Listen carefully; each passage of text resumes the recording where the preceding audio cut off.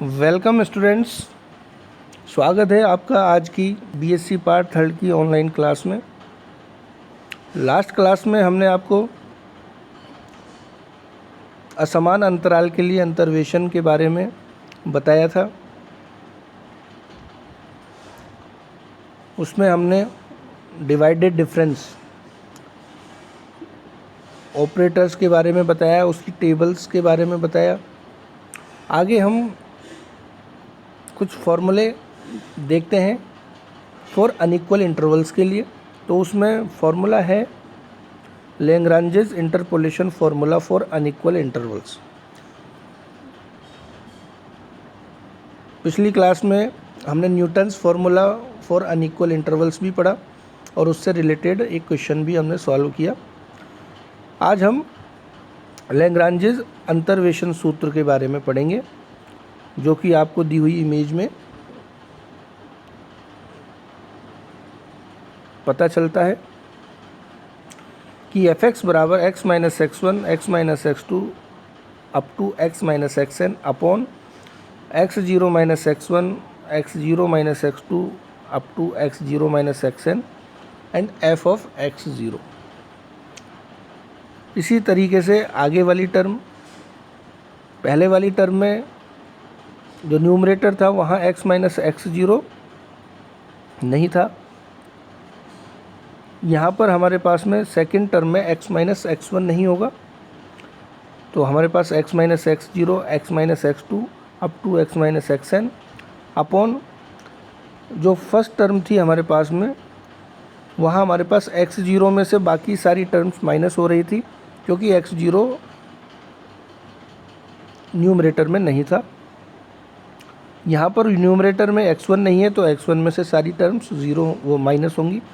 तो जो second term है उसके डिनोमिनेटर में x1 minus x0 x1 minus x2 and x1 minus xn and f of x1, और इसी तरीके से ये nवी टर्म भी हम लिख सकते हैं। तो ये जो फार्मूला है याद करने में काफ़ी आसान है। इसको हम 2-3 बार लिखेंगे तो हमें ये आसानी से याद हो जाएगा। इसके आगे हम इसके सवालों को देखते हैं कि असमान अंतराल के लिए लैग्रांज अंतर्वेशन सूत्र किस प्रकार कार्य करता है। तो हमारे पास में एग्जाम्पल है कि निम्न सारणी से f5 का मान ज्ञात कीजिए। हमें आंकड़े दिए हुए हैं, x के मान 1 2 3 4 7 पर 2 4 8 16 128 है fx का मान। तो यहाँ से हमारे पास में x0 1 हो गया, x1 2 हो गया, x2 3 हो गया, x3 4 हो गया and x4 7 and f of x1 f of x2 f of x3 f of x4 भी इसके करस्पॉन्डिंग हमारे पास प्राप्त होते हैं। हमें यहाँ पर f5 का मान ज्ञात करना है।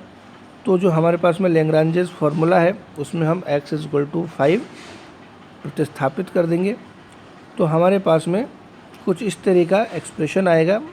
x की जगह 5 जब हम पुट करेंगे और x0 x1 x2 x3 और fx0 fx1 fx2 fx3 and so on के जो भी हमारे पास में वैल्यूज़ हैं उनको पुट करके हमारे पास में ये इक्वेशन आएगी। इसको हम जब सॉल्व करेंगे, थोड़ा सिंप्लीफाई करेंगे, तो हमारे पास में f5 की वैल्यू आसानी से प्राप्त हो जाती है। इसमें ऐसा खास है नहीं कुछ करने का, सिर्फ कैलकुलेशन है। यहाँ हमारे पास किसी ऑपरेटर का यूज़ भी नहीं किया गया है।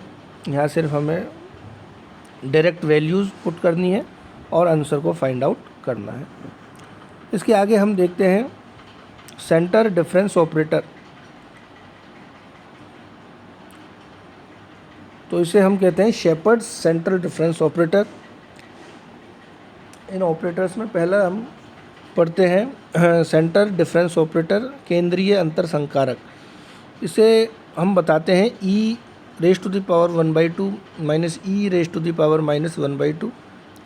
यहाँ पर e जो है वह शिफ्ट ऑपरेटर है, तो e raise to the power 1/2 minus e raise to the power minus 1/2, ये जो एक्सप्रेशन है इसको हम कहते हैं सेंटर डिफरेंस ऑपरेटर और इसको हम डेल्टा से निरूपित करते हैं। इसको हम किसी फंक्शन पर जब ऑपरेट करते हैं तो हमारे पास में शिफ्ट ऑपरेटर्स जो हमारे पास दिए हुए हैं इनको हमें ऑपरेट करना होता है, और जो भी हमारे पास में रिक्वायर्ड रिज़ल्ट आता है वो हमारे पास में फर्स्ट सेंटर डिफरेंस मिलेगा। जैसे कि हमें इमेज में दिखाया हुआ है कि डेल्टा ऑफ एफ एक्स बराबर F of x plus 1/2h minus F x minus 1/2h।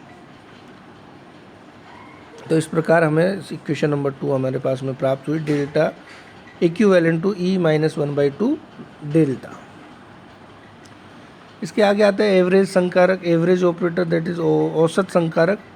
इस संकारक को हम e raise to the power 1/2 plus e raise to the power minus 1/2 upon 2 से बताते हैं, और इसको जब हम रिप्रेजेंट करते हैं वो यू म्यू से करते हैं। इसको थोड़ा सिंप्लीफाई करें तो हम इस तरीके से म्यू की वैल्यू हमारे पास में डेल्टा की फॉर्म में हमें मिल जाती है, अर्थात mu square is equivalent to I plus delta square upon 4। ये दोनों इक्विवेलेंट है, दोनों सेम, जब भी किसी फंक्शन पर ऑपरेट होंगे तो सेम वैल्यू देते हैं। इसके आगे है संकारक का प्रतिलोम संकारक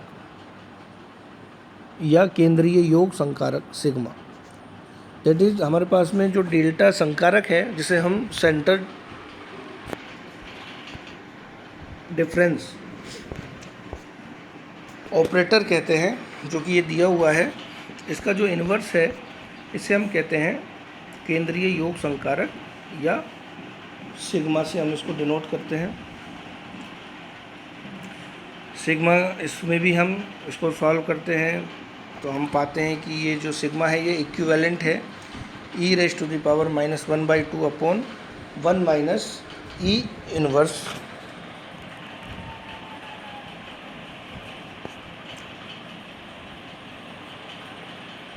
अब आता है हमारे पास में गॉस केंद्रीय अंतर सूत्र, इम्पोर्टेंट है एग्ज़ाम के पॉइंट ऑफ व्यू से। तो गॉस फॉरवर्ड इंटरपोलेशन फार्मूला वो होता है हमारे पास में ये वाई यू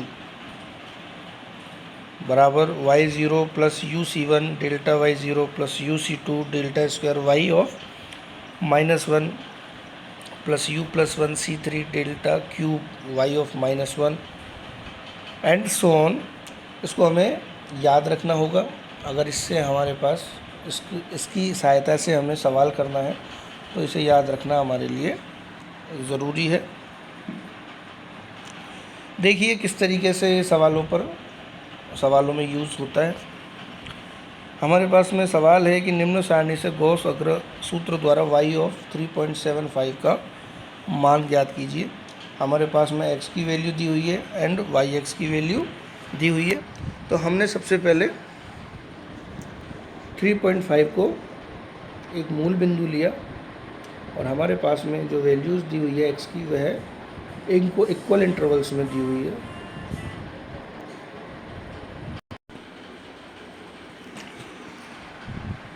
तो हमारे पास में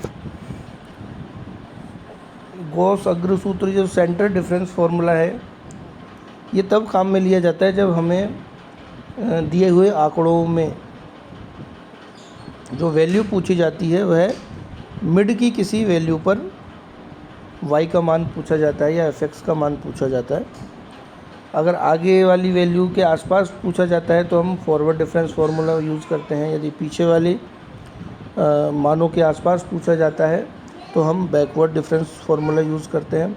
और यदि हमें बीच में किसी मान के आसपास वैल्यू पूछी जाती है तो हम उसे डिफरेंस ऑपरेटर्स या डिफरेंस फार्मूला की सेंटर डिफरेंस फार्मूला की सहायता से हम करते हैं। तो यहाँ पर हमारे पास वैल्यू पूछी गई है 3.75 की पर y की। तो हमने मूल बिंदु लिया 3.5 को। तो जब हमने मूल बिंदु 3.5 को लिया तो u की जो वैल्यू है वह जैसा कि यहाँ पर x minus x0 upon h है उससे हमें प्राप्त हो जाएगी। x बराबर हमारे पास 3.75 है, x0 जो हमारी स्टार्टिंग वैल्यू है इसका जो मूल बिंदु है 3.5 और x जो हमें वैल्यू फाइंड करनी है वो है 3.75 अपॉन इनके इंटरवल की लेंथ 0.5, जो हमें u की वैल्यू 0.5 हमें यहाँ से प्राप्त हुई। इसको लेकर हमने x का मान जो हमें गिवन है ये सारणी में लिखा 2.5, 3.0, 3.5 और इनके करस्पॉन्डिंग हमारे पास में u की वैल्यू आई 3.5 पर 0, क्योंकि इसको हमने मूल बिंदु लिया। इसके आगे जब हम वैल्यूज़ चेंज करते रहेंगे x की, तो हमारे पास में 0, -1, -2, +1, +2, +3 और इनके करस्पॉन्डिंग वैल्यूज़ हमें दी हुई है सवाल में। और फिर हम इसके फॉरवर्ड ऑपरेटर्स को निकाल सकते हैं, जैसे हम पहले निकाला था हमने अग्रांतर संकारक। तो जब हम करते हैं तो हमारे पास ये सारणी प्राप्त होती है।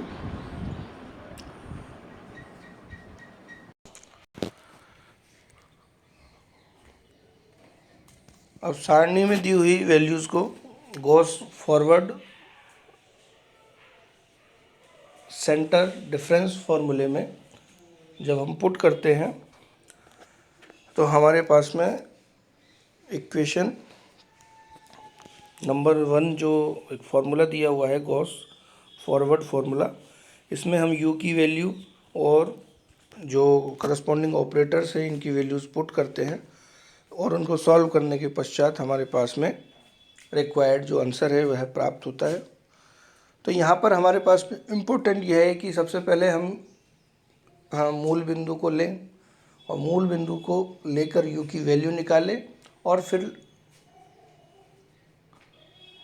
उसके करस्पॉन्डिंग टेबल का कंस्ट्रक्शन करें और टेबल पर जो वैल्यूज़ दी हुई है उनके अकॉर्डिंग वैल्यूज़ को हम फार्मूले में पुट करें और कैलकुलेट करें। तो हमारे पास में जो भी सवाल पूछा गया है, जिसकी भी वैल्यू पूछी गई है, वह वैल्यू हम ज्ञात कर सकते हैं। यह जो फार्मूला है, इस फार्मूले पर डिपेंडेंट सवाल हमारे एग्ज़ाम में कई बार पूछा जाता है, इसलिए इस पर आपको ध्यान देना ज़रूरी है। आगे हम गॉस बैकवर्ड फार्मूला और इसके आगे अन्य सूत्रों के बारे में पढ़ेंगे और उन पर आधारित सवाल करेंगे। तो आज के लिए इतना ही। Thank you.